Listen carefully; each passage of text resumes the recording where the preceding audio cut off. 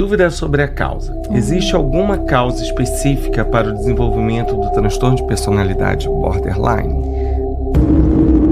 Todo transtorno mental vai vir de uma junção de coisas. Então, a gente tem biologia, genética e ambiente, né? Então, não dá para você dizer que é uma causa.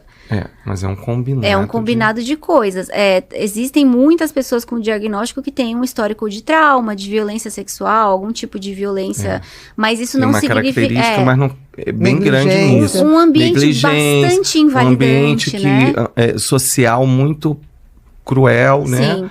Mas também não quer dizer que é isso. E tem gente que teve um ambiente pleno, suave, assim, saudável e teve. Eu gosto de dar o exemplo do estresse pós-traumático. Se fosse o trauma a causa, todo mundo que passou, sei lá, por um assalto ia desenvolver o TEPT. Não, eu passo por um assalto junto com Bia no carro. Eu fico de boa, ela desenvolve... Por quê? O que a gente tem, né?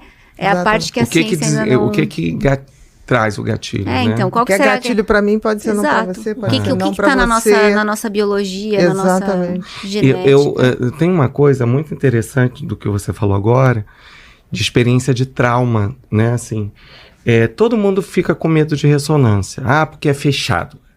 Então, aquele que tem medo de lugar fechado, realmente pode ter. Mas eu vivi uma experiência, agora há pouco tempo, que não foi o estar fechado. Depois que eu saí do exame, eu fiz uma análise, eu precisei fazer um exame, e aí foi, olha, se você sentir sufocado, aperta o botão.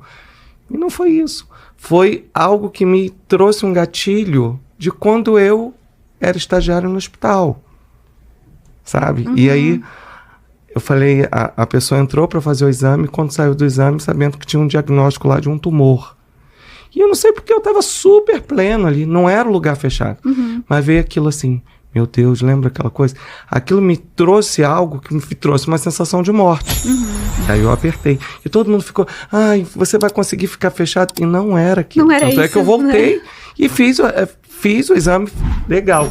Mas é isso que vocês dois acabaram de trazer. Porque às vezes o que traz o gatilho para um pode não ser para o outro. Inclusive a questão da sensibilidade é muito curioso, né? Quando a gente fala do ambiente que invalida, a criança border tem a experiência da invalidação.